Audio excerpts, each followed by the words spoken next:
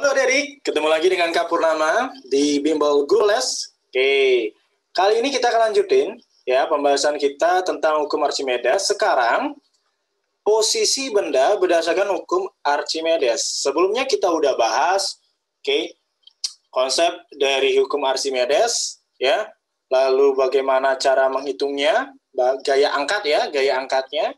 Lalu kita juga sudah mengerjakan 3 buah contoh soal. Nah, sekarang kita akan masuk ke posisi benda berdasarkan hukum Archimedes. Nah, di sini sudah kakak sajikan gambar dari seputar ilmu.com ya. Oke, yang menunjukkan 3 buah posisi benda akibat ya dari konsep hukum Archimedes, dari perspektif hukum Archimedes ya. Bahwa ada kondisi benda terapung, ada kondisi benda melayang, ada kondisi benda tenggelam.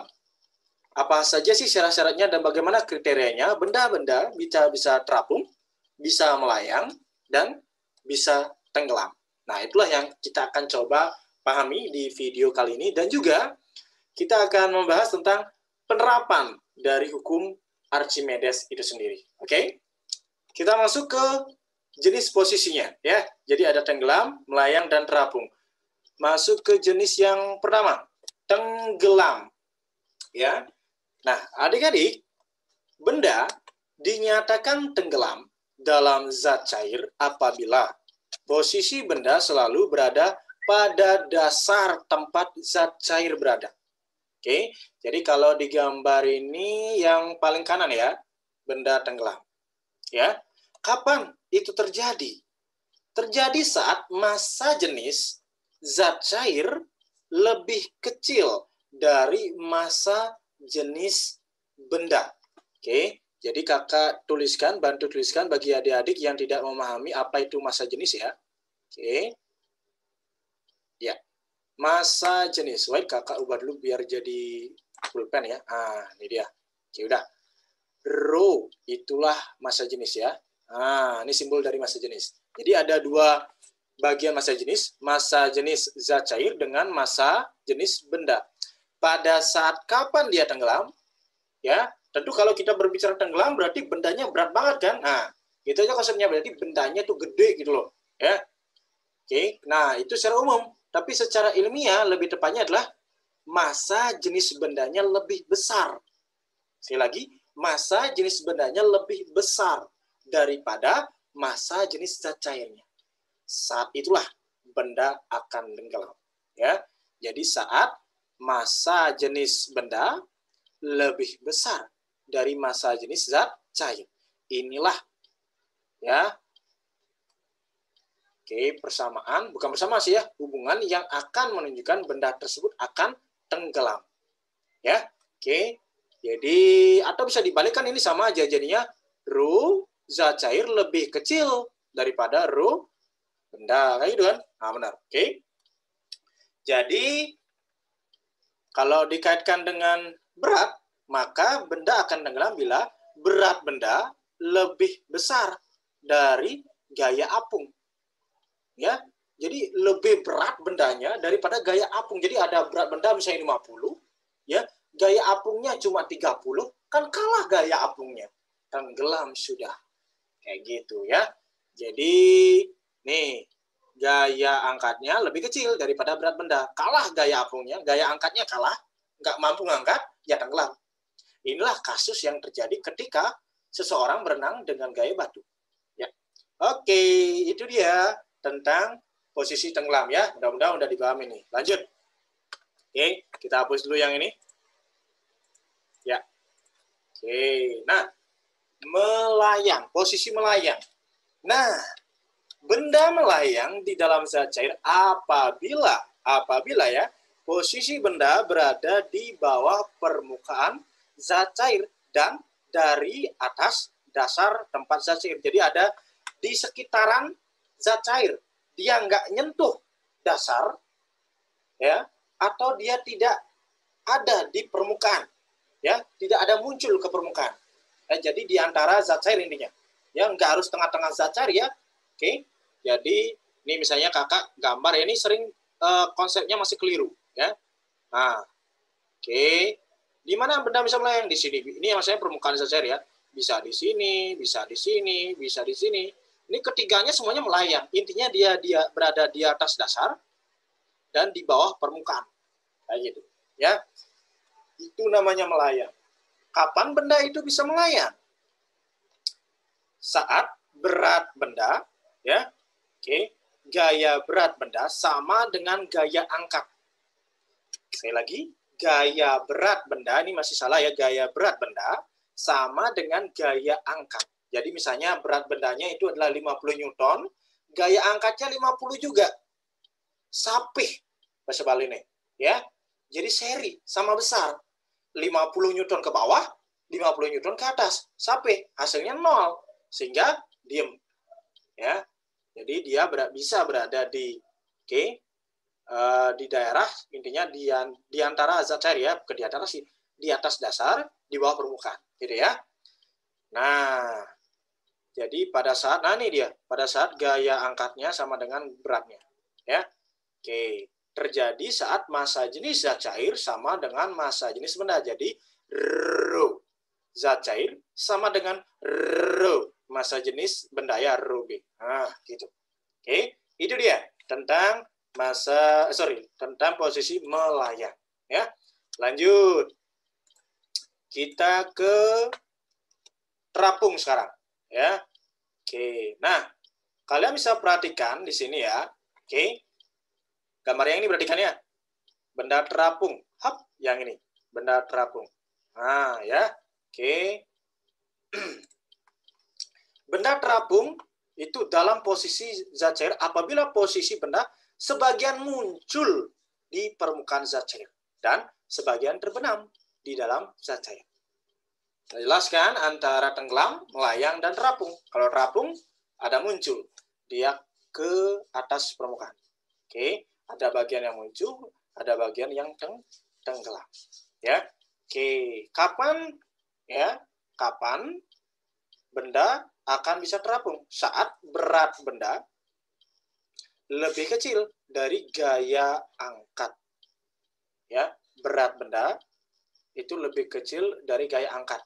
Ya, jadi total ya berat benda misalnya 50. Oke. Terus ketika kita mau coba celupin semua 50 Newton ya misalnya berat bendanya, ketika kita coba celupin semuanya, ternyata gaya angkat totalnya ya yang dimiliki atau yang diterima oleh benda yang beratnya 50 Newton itu adalah 70 Newton. Jadi berat 50 Newton, gaya angkat 70 Newton. Menang gaya angkatnya 20. Makanya ada yang muncul sebagian kayak gitu. Sisanya ada yang tenggelam. Ya, kayak gitu ya. Itu penyebabnya. Jadi berat benda W ya lebih kecil dari FA total ya, FA totalnya. Oke, kayak gitu ya. Nah, terjadi saat massa jenis zat cair, jadi massa jenis zat cair itu lebih besar daripada massa jenis benda. Nah, ini dia. Oke. Tuh ya. Jadi dia membuat benda bisa terapung. Oke, itu dia. Nah, kita sudah bahas tentang ketiga posisi dari benda dari perspektif hukum Archimedes ya, dari konsep Archimedesnya. Oke. Baik, itu dia. Adik-adik mudah-mudahan bisa dipahami ya. Oke, kalau ada pertanyaan langsung aja di kolom komentar. Nah, sekarang kita akan lanjutkan tentang penerapan hukum Archimedes. So, ya, jadi adik-adik akan melihat ya fungsi ya dari adanya hukum Archimedes. Ini diterapkan di beberapa alat. Pertama ada di kapal selam. Kemudian ada di hidrometer ya, lalu ada di keran otomatis ya. Oke. Lalu ada juga di balon udara. Ya, coba kita lihat di kapal selam. Ya, bagaimana kok ada konsep atau hukum Archimedes di kapal selam? Nah, adik-adik tentu tahu kapal selam kan, bahwa adalah kapal yang bisa muncul ke permukaan dan juga bisa melayang di dalam air, ya, laut ya. Tentu yang tidak diharapkan adalah posisi tenggelam kan.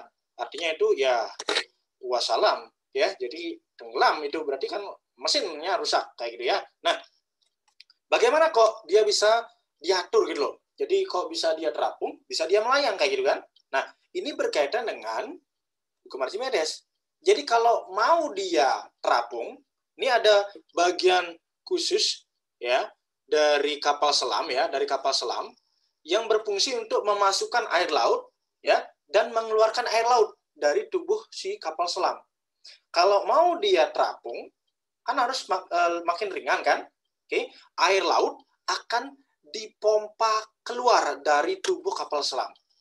Sehingga akan banyak ya ruangan yang terisi bagian adalah udara ya. Jadi berat dari kapal selam akan makin ringan. Nah, ketika makin ringan, massa jenisnya akan makin ringan. Ya, massa jenisnya akan makin ringan. Kan volume dari kapal selam tetap, ya. Volume kapal selam tetap. Volumenya tetap. Tapi massanya ya mengecil. Mengecil. Massanya mengecil. Kan air lautnya dikeluarin. Jadi ya massa dari kapal selam akan makin ringan. Yang mengisi bukan air kan? Tapi udara kayak gitu. Nah, sehingga akan kita peroleh kalau kita hubungin dengan massa jenis ya rho sama dengan m per v. Anggap aja massanya angka secara acak aja ya. Di awal massanya misalnya 50 nih. Kemudian setelah dikeluarin airnya jadinya 30. Ya udah volumenya tetap misalnya anggap aja berapa ya? 10 deh. 10 misalnya volumenya 10. Biar angka mudah aja ya. Berarti kondisi 1 rho-nya jadinya 50 per nah, volumenya berarti 10 kan. Sekarang airnya dikeluarin, jadinya rho 2 sama dengan 30 per 10, ya kan? Ini dapatnya 5, ini dapatnya 3. Lihat, massa jenisnya mengecil. Makin kecil massa jenisnya, gaya angkat yang kita akan dapatkan, itu akan makin besar. Akan makin mudah terapung, kan? Kan seperti konsep posisi yang tadi, kan? Massa jenisnya lebih kecil, dia kan lebih mudah terapung. Kayak gitu, ya. Itu dia tentang kapal selam. Lanjut. Tentang hidrometer. Nah, jadi ini ada kata meter berarti alat ukur. Kalau hidrometer berarti alat ukur massa jenis dia. Ya, ini adalah alat untuk mengukur massa jenis benda.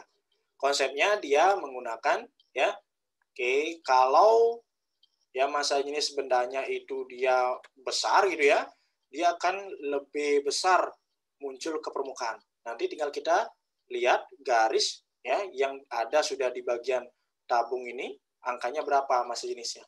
Kalau zat cairnya itu massa jenisnya kecil, jadi ini akan mudah tenggelam. Nah, jadi ini angkanya akan mengikuti. Jadi dia sistemnya menggunakan massa jenis benda. Kayak gitu ya. Itu untuk hidrometer. Lanjut. Keran otomatis. Tuh. Lihat. Berguna banget ternyata. Hukum Archimedes ya. Ternyata bisa membuat keran otomatis. Bagaimana konsepnya? Nih, lihat. Ini ada keran, ini ada pelampung. Ya. Jadi pelampungnya ini cukup untuk menggerakkan ya pegangan ya atau kunci ya kalau bisa dibilang katakan ya dari atau penggerak pintu dari si keran untuk terbuka atau tidak. Kayak gitu kan? Nah, jadi ketika airnya penuh, ya pelampungnya ini sifatnya terapung, kayak gitu ya. Jadi dia akan naik ke atas. Ketika airnya sudah penuh, ini panel dari kerannya akan naik ke atas, akan tertutup kerannya, terkunci, jadi dia ngecor, ya. Gitu. Tidak hidup. Kemudian saat airnya terkuras, makin kurang, pelampungnya kan ikut turun tuh. Panelnya ikut turun, sampai di posisi tertentu, ya, pelampungnya bisa membuka panel keran seluruhnya sehingga air akan hidup, ya, keran akan bisa mengalirkan air. Nah, begitu seterusnya. Tuh, nggak perlu repot-repot kita untuk ngingetin. Kalau misalnya airnya habis nih ya, kita ngidupin air, ya, kita mau tidur silakan, kan otomatis nanti kerannya, mati. Nah, itu. Atau kerannya tertutup ya, bahasa mati atau itu kayak manusia aja atau makhluk hidup nanti istilahnya ya. Itu ya, jadi kerannya terbuka atau tertutup. Tuh. bermanfaat banget, ya. Oke, ada challenge nih di video kali ini, ya. Penerapan hukum Archimedes, balon udara. Balon udara merupakan salah satu alat hiburan yang dari manusia untuk menikmati pemandangan, oke, yang ada di sekitar kita dari ketinggian tertentu tanpa perlu pesawat, ya. Nah, coba adik-adik tuliskan di kolom komentar bagaimana sih konsep dari balon udara, cara kerjanya, ya. Bagaimana caranya naik, terus kalau udah naik bagaimana caranya turun. Jangan sampai tahu caranya naik tapi nggak tahu caranya turun, ya. Oke adik-adik, itu dia pembahasan materi di video kali ini. Mudah-mudahan bermanfaat, ya. Sampai jumpa di video-video selanjutnya. Oke.